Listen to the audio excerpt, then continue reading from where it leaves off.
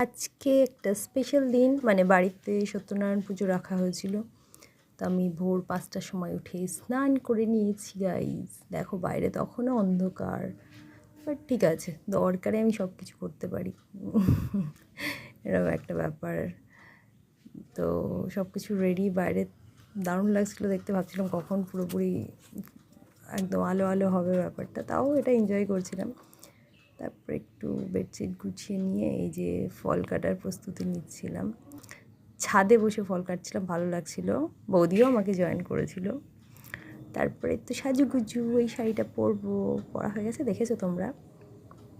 এই যে পুজো শুরু হয়ে গেছে, ঠাকুরমশাই চলে এসেছেন, সিন্নি দিয়ে দিচ্ছেন।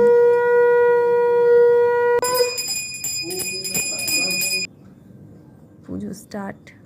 এটা হোমের জন্য এগুলো রেডি করা হচ্ছে।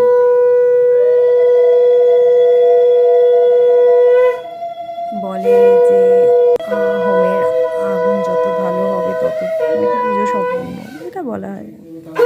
খুবই ভালো হয়েছিল, সুন্দর করে পুজো হয়েছে। পুজোর সময় অত ক্লিপস তোলা যায় না, দেখবো না চোখ ভীষণ জ্বালা করছিল, তার মধ্যে যেটুকু করা গেছে সেটুকুই আর কি। যে হোমের টিপ দিচ্ছে মাকে ঠাকুরমশাই।